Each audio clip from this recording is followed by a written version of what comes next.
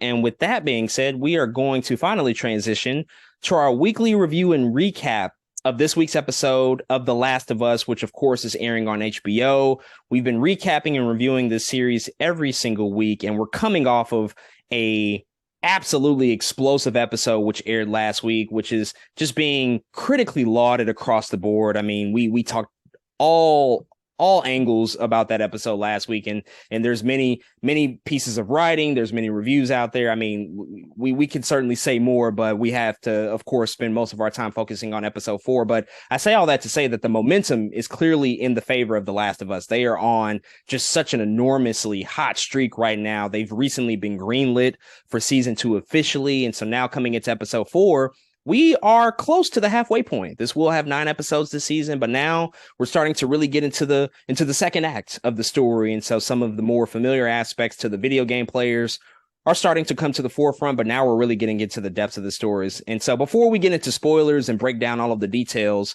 with this week's episode, I'll just quickly pass it over to you, man. What did you generally think about what we saw this week out of The Last of Us? After a crazy and well received episode 3, this felt like in a lot of ways an apt coming down a little bit and going back to our characters of Joel and Ellie. Man, it's a very patient episode. It's a really it's for us to spend time with these characters to understand where they both stand and how their relationship is, and how how they're building it brick by brick. I think it's incredibly well thought out. You can really feel the chemistry between them. It's in some ways lack thereof too. It's a little bit of both right now, and I really love that about it. But I really don't have too much to say about this episode because it is a good episode, but not a ton happens. If we're being honest, I really love all the little things that happen. Of course, there is one big event that happens in the episode that's pretty important for us to talk about in the spoiler section. But overall, man, I enjoyed it. There's no way they could have recreated episode 3 and how magical of an episode that is. So no, I guess I had to say it's not as good as that episode, but it's still a really good episode. Spending time with our characters, a lot of good acting coming out from Bella Ramsey and Pedro Pascal, man. And really, the way the episode ended, I'm just really excited to see what episode 5 brings, man. So that's really all I got to say about it. Yeah, I was super satisfied. I think that last week wasn't quite a bottle episode. It wasn't that isolated because we still had our main characters, but this week feels like a bridge episode. And when you have 9 episodes of a season, we have perfectly divided this show into a 3-act structure. And we're now entering into the second act with episodes 4, 5, and 6. And because of that, we now have to set up really the massive consequences that will then have to be paid off in the last stretch of this show. And there's going to be some building blocks that have to be thrown into place. There's going to be some characters introduced here, obviously, as we saw this week, that we don't really have the full context of, but will ultimately come to light. All of that stuff has to be done. That work has to be done now, especially coming off of what happened last week, due to the fact that we focused on 2 characters that are essentially no longer with us.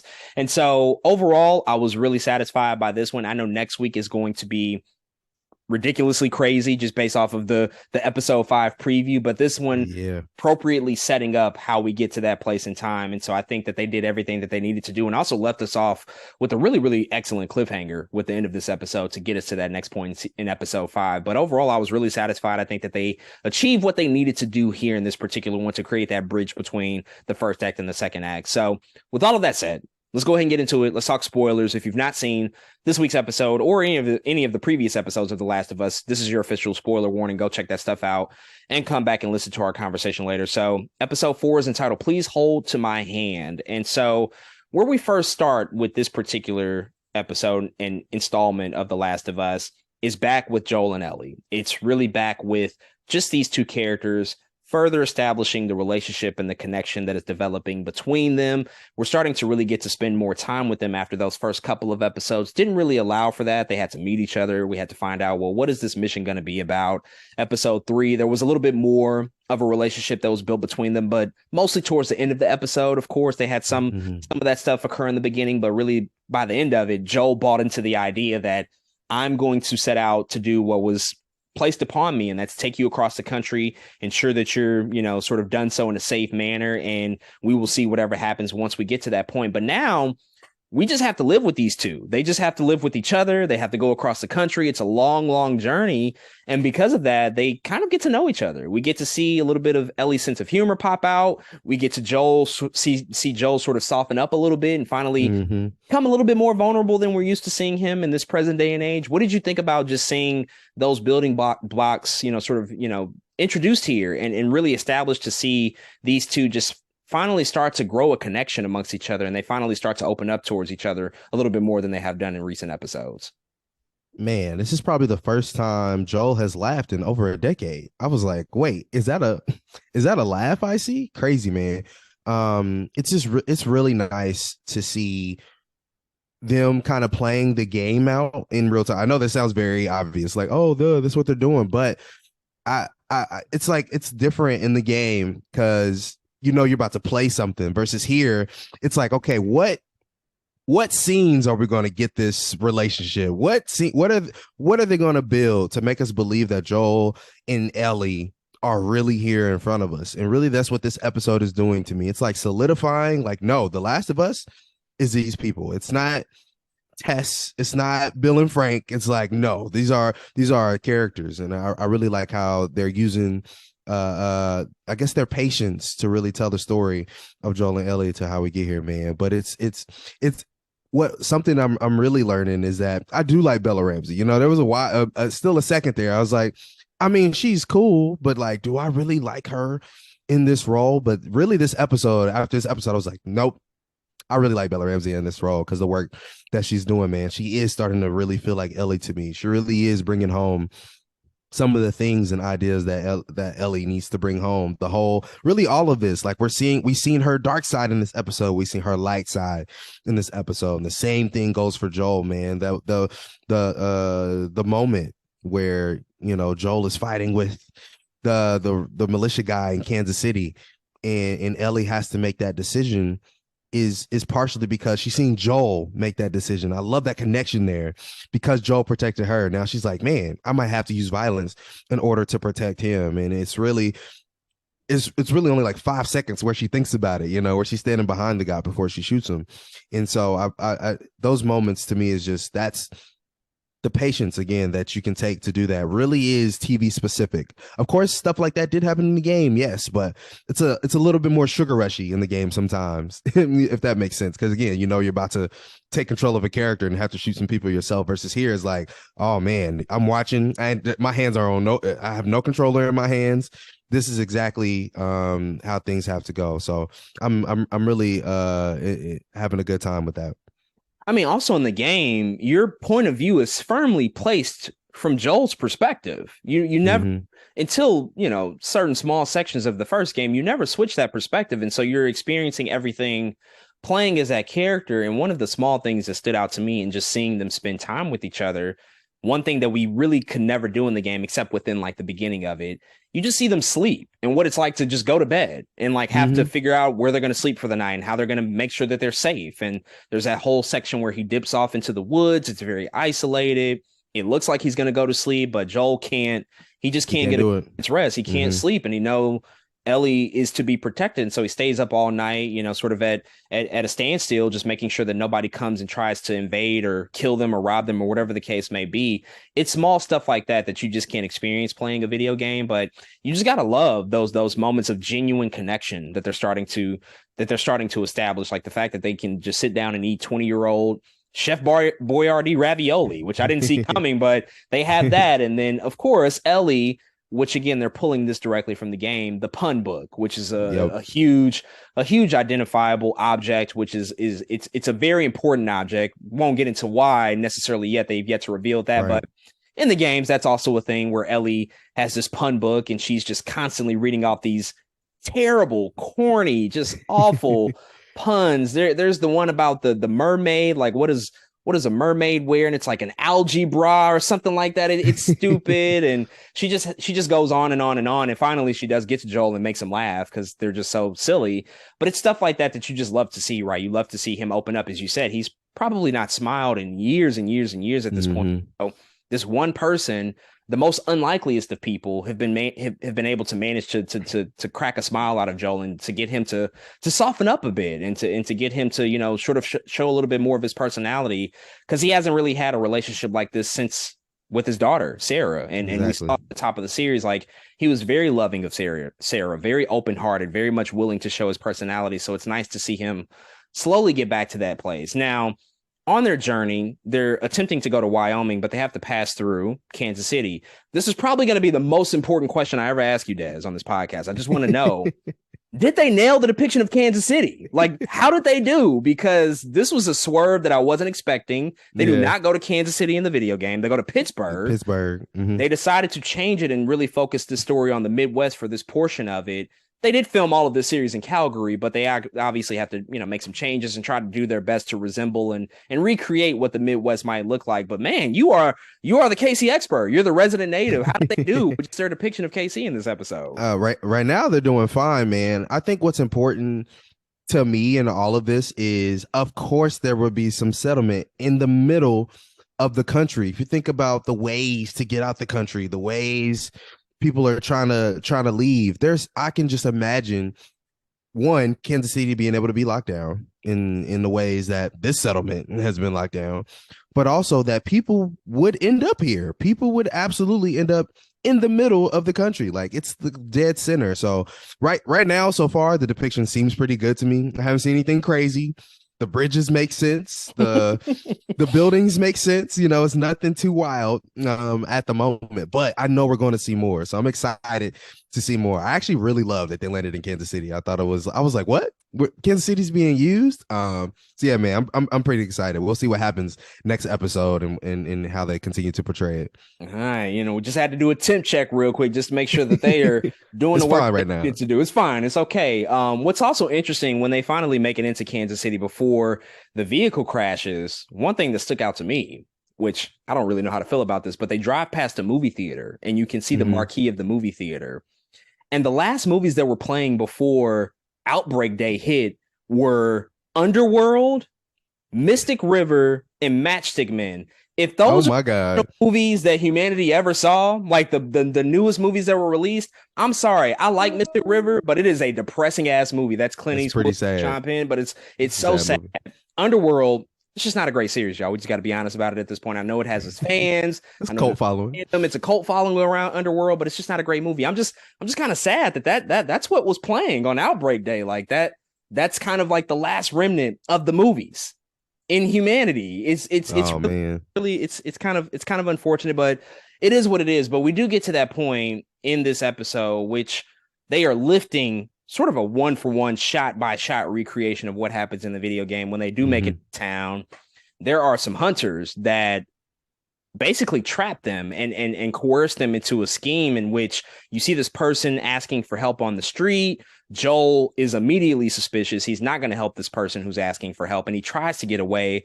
But there are snipers and gunmen placed all throughout the city to take out incoming visitors who make it past, you know, the immediate gates and walls of Kansas City at this point. And fortunately, Joel, because of just the hysteria and the panic, crashes the vehicle, and we see a gun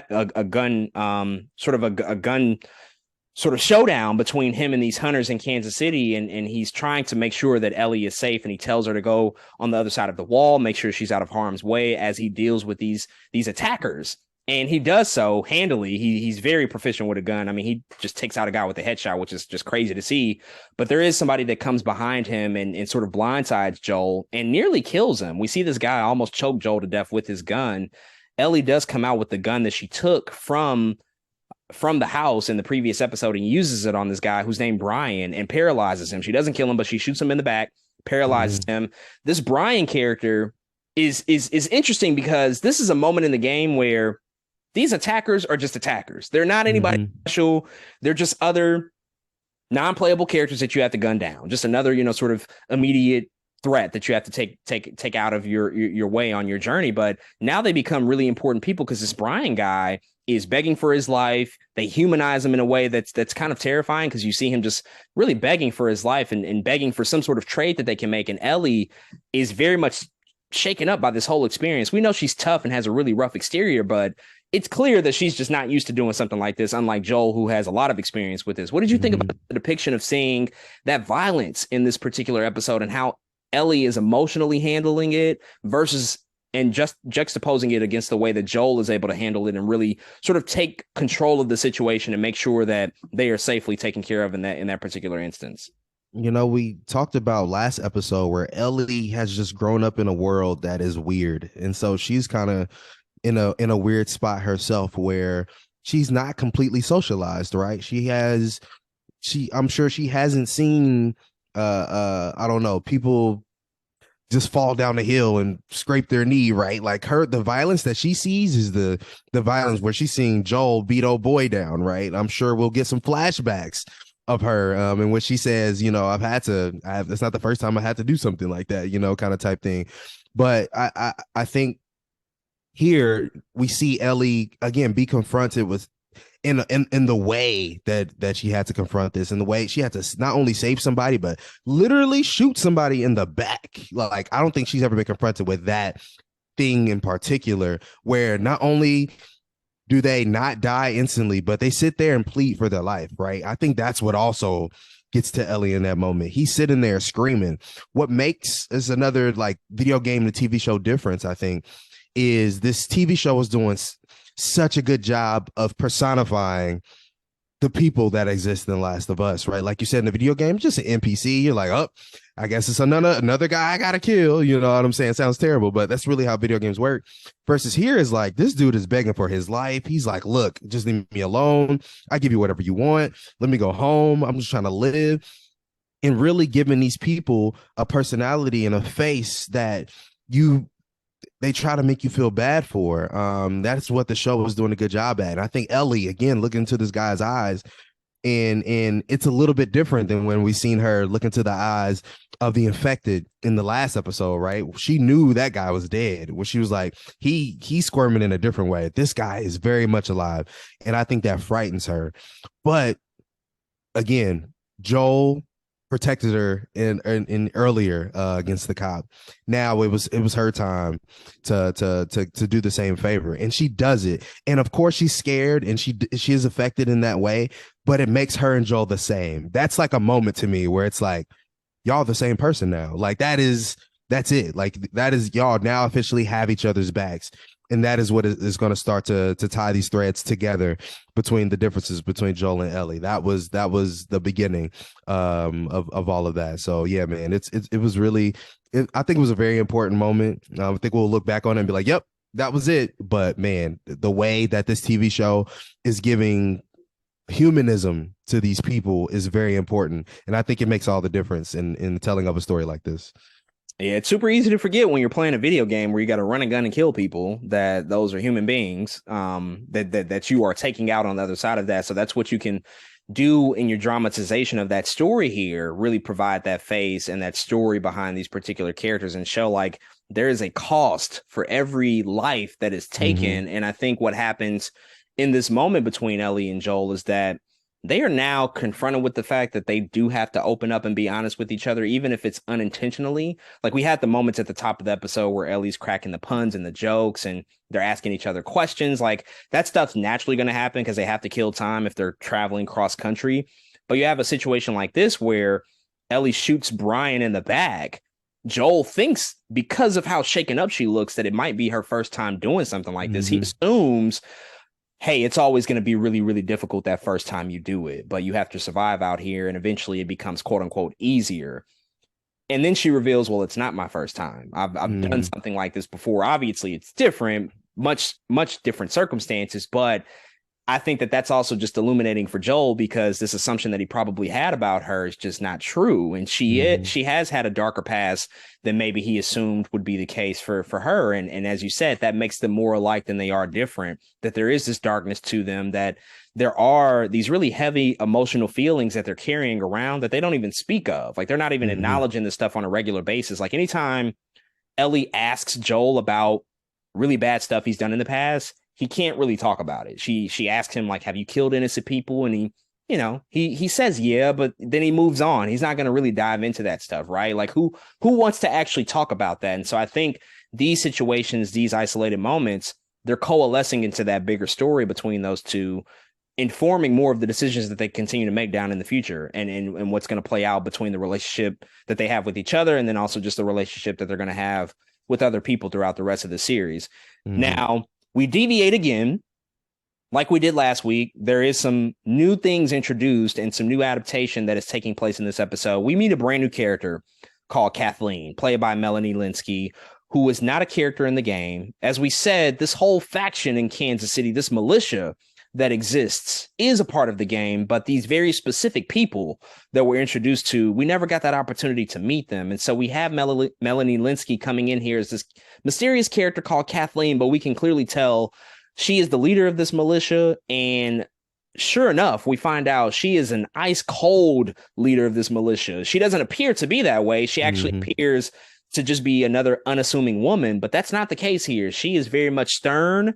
She's very much decisive, and I think she's willing to do whatever it takes to achieve an objective. And what I found interesting with the introduction of her character, because she is new, is the fact that this militia, we don't really know who they are necessarily. We don't know 100% of what their purpose is, but I think what we can glean from it based off of history and knowledge from the video game and just what we see here is that this is some sort of faction that overtook Fedra. Fedra definitely had a quarantine zone in Kansas City. This faction revolutionized and resisted against Fedra.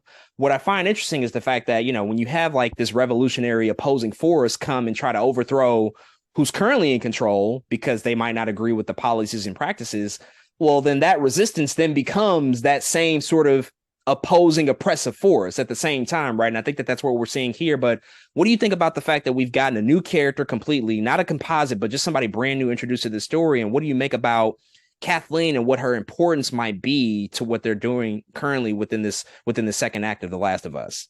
Yeah, first and foremost, shout out to Melanie Lynskey. She is low-key doing similar work in Yellow Jackets, where she seems so nice, but she's also so unpredictable in the things that she's capable of. So I love that she's here as a new character in Kathleen, man. And it's I think one thing they're trying to do here with Kathleen is giving us a sense that this is a villain that also has, again, human traits, right? And it may not even be human in the traditional sense, but human to our characters who feel like the protagonists, right? Where Joel and Ellie, they don't always do, you know, the best thing either. But again, she very, very antagonistic to us in Kathleen. And so I'm excited to see where they take her. Like they not only make her the head and show us that she's the head of this militia, they show us her killing a doctor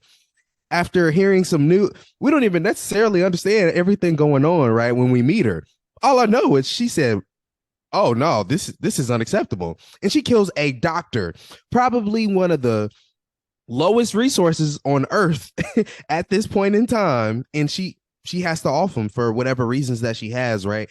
And so, but it that only comes after us giving them a rundown that, like, dang, you killed our boy. Like, again, they're humanizing the villains. They're like, dang, these people are dying. Like, Joel had to kill somebody that was important to them. Ellie had to kill somebody that was important to them. They are apparently losing other people across their group. And so I think it's really cool. I think that they've entered her in this story, and they're giving us an opposing force that's actually going to mean something to us later down the line. You mentioned they probably overthrew Fedra.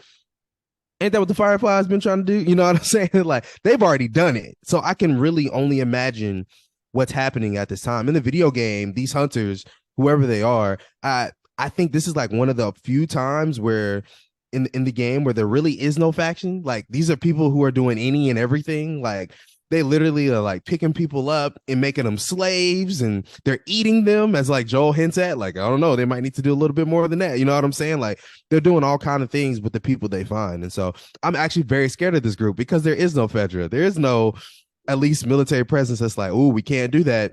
I'm pretty sure if there was somebody from Fedra there, that was like, y'all can't kill this doctor. Not Kathleen. She shot that boy in the head.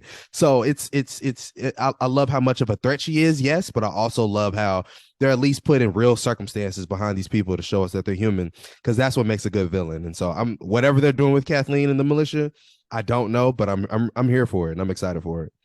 What I love really about dystopian stories, and we briefly talked about this in the review of the second episode, is just seeing sort of how humans can devolve into really dark places just based off of the circumstances around them. And they would do things that are uncharacteristic that you never would assume that they would do, but because of survival instincts, they have to.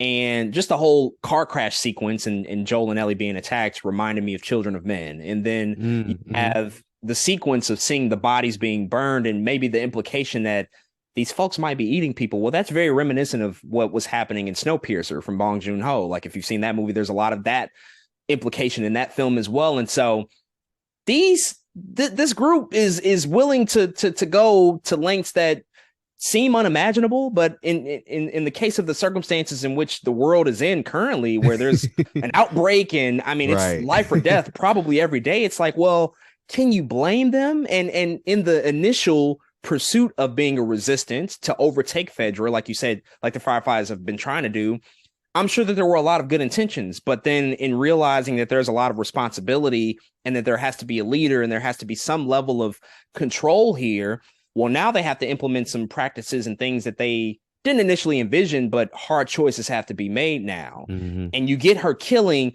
not just a doctor, her family doctor. She goes that far, like, as you said, a low resource that's just not widely available. This is also somebody she's known since she was alive. He literally told her, like, I delivered you. I am responsible for bringing you into the world. And she shoots him point blank, period.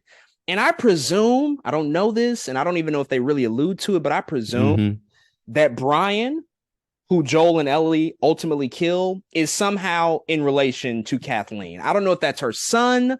I don't know if that's like a nephew, but the way that she reacted when she looks and sees that they can't save him, and how quickly she makes the decision, like, now I can kill the doctor, something seemed just really just so decisive about that, where it's like, I can't even protect my own family because of outside forces coming in and doing whatever they want to do. I'm just going to go ahead and kill him and send a message because I can't let this fly. And we also hear her constantly reference Henry. Yep. Something is happening here with Henry, who is later introduced at the end of this episode. And we're going to get a lot of Henry and Sam next week, but we're not really sure as to what's going on with Henry. But apparently she has blamed Henry for the death of her brother. And so she's placing a very, very, very heavy responsibility on this person that we don't even know yet in this series in particular. And I presume that she's now going to do the same thing with Joel and Ellie because they took out Brian, who's probably also really close to her, if not a son or a nephew or somebody that I just feel has to be really connected to Kathleen in a very specific way for her to just become this force of nature that's on this chase after Joel, Ellie, Henry, and Sam next week. Because again, if you just look at the preview, all hell breaks loose. It's like a war zone in the middle of Kansas City is what it looks like. And so I think Kathleen is definitely a force to be reckoned with. And we only got a small glimpse of that in this episode, but it's going to probably come just full force next week and maybe even in following weeks after that, because we don't know the fate of this character because she is brand new, right? It's just a big mystery in terms of what this is all going to pan out to be. Speaking of Henry and Sam, this is something I know you were in particular looking forward to, was the introduction of these two characters. These are two that are taken directly from the video game. They are introduced at the very end of this episode. Joel and Ellie, they go up 33 flights of stairs in this condo in Kansas City, this abandoned condo, to get a night's sleep. They go to bed, but they wake up at gunpoint, being held at gunpoint by these two mysterious characters that we do not know. Now, fans of the video game know that Henry and Sam play somewhat of a pivotal role in terms of the journey of Joel and Ellie. They are, sort of on the quest to eventually reach Tommy in Wyoming, but there's going to be some stuff that happens with these two characters in particular. Now in the game, there isn't much provided in the way of their backstories. We learn a little bit about them, but we don't really learn too much about Henry and Sam being shown to us on the surface. I imagine that next week, just based off of what we heard with Kathleen in this episode, we're going to find out that they play a very, very important role in this larger story that they're telling. What are you looking forward to, to learning about Henry and Sam and how they're going to be depicted in next week's episode versus how we saw them in the video game? Yeah, pretty much everything you just said. I just hope to get a little bit more out of their characters. The game, it was a very quick meeting with them.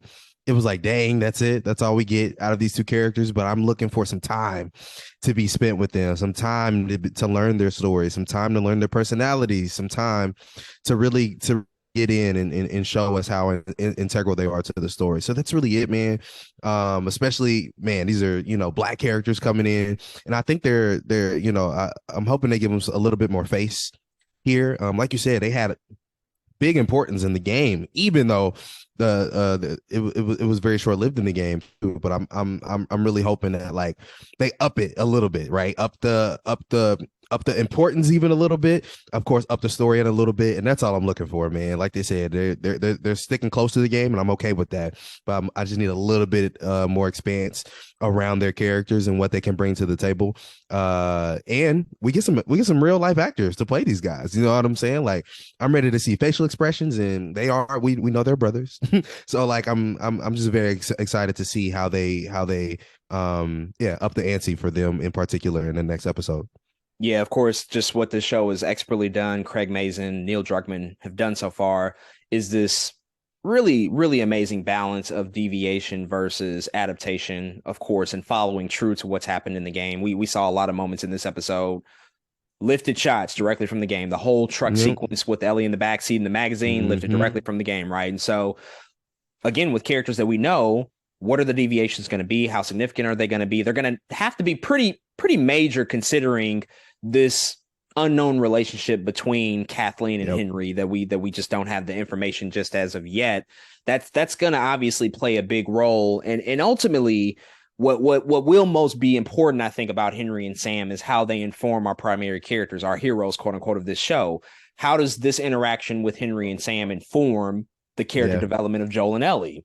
There's an obvious answer to that, but how deep are they going to go into that? Like, what are the corners and the cracks and the crevices that we're going to see that really enlighten us even further about this journey that Joel and Ellie are on? Just like what we saw with Bill and Frank, and just like what we saw with Tess. Like, all of this stuff is just adding on to everything that we know about their particular relationship. Also, we should note it's pretty much confirmed based off of next week's preview. We're getting bloaters. That's coming. And it's gonna be crazy. And they allude to it in this episode. We get that shot of Kathleen and Perry, her first in command, which also, shout out to Perry, the actor who plays him, voice acts Tommy in the video game. And so this is another example of bringing over people who worked in the video game into the live action show. So that's a nice nod to him. But we get that illusion of that cracked floor, and there's a rumbling underneath the floor. It actually reminded me a lot of Chernobyl, which Craig Mazin worked on. True. There's a whole episode in Chernobyl where you see like the floor start to lift up because of the eventual explosion in the plant. This reminded me of that. And instantly when I looked at it, I said, oh, fuck, it's bloaters. That's what that got to be, right? And so that preview confirmed it. How terrified are you going to be when you see that come to life? Because I mean, in the game, to be honest, not a lot rattles me, but they put some fear in me when I see bloaters, because they're really tough to kill in the video. No, they're not easy. Enemy. It's not easy to kill. So what do you expect to see out of them when we eventually meet them next week? Man, I don't know. Really, I'm just looking for some crazy action out of them, because, like you said, they are harder to kill than your normal clicker. They're harder to kill. So I'm really looking for, like, I don't know, something that they can show us is a little harder, right? Show us the struggle that they have with bloaters, man. They're also just super weird and scaly, and you know what I mean? It's like clickers, but all over. Like clickers, like we kind of mentioned, are a little more beautiful because it's just their head that's kind of like flowers. Bloaters are like a little bit closer to like the weird looking mushroom. You know what I'm saying? Because it's all over. It's like the whole body. So yeah, I'm excited, one, to see what they look like, but also I'm really hoping they do again are able to portray that this thing is kind of hard to kill. That's really what I'm looking for, and I think that makes for good action if you can show us that. So yeah, no doubt about it. It's gonna be quite a sight to see. We also found out next week's episode will be coming a little bit earlier than usual. It's gonna air actually this upcoming Friday to avoid any sort of competition with Super Bowl Sunday. As we know, everybody's gonna be watching that game and everything that happens between your beloved Kansas City Chiefs and the Philadelphia Eagles. Yes, sir. This episode will be airing early on Friday. Of course, we'll cover it next week as we always do. Last quick thing that I just want to quickly mention. We've been talking a lot about this every single week. I was listening to the Watch podcast on The Ringer, and they had the CEO of HBO on the show, and he talked a lot about The Last of Us and just, really their slate of programming. And he dropped a little nugget that I don't know if he intentionally meant to drop, but he said that in the renewal of season 2, he quickly mentioned that Neil and Craig had mentioned to him that they're probably going to have to split up season 2 into two separate seasons, which we have speculated would be the case. And so that has not been confirmed. I don't want anybody to run with that and say like, oh yeah, it's going to be season 2 and season 3, but he did note that. And I think I just wanted to, sort of point that out that seems like it'll be the case, that they're going to have to split up just that epic and sweeping story because there is so much to cover. But as usual, we'll continue to look out for more information about season 2 and what that all looks like. But we have plenty left to get through with season 1. But folks, those are our thoughts on episode 4 of The Last of Us. If you checked out this week's episode, definitely hit us up and let us know what you think. And of course, check right in next week as we recap and review episode 5 of The Last of Us next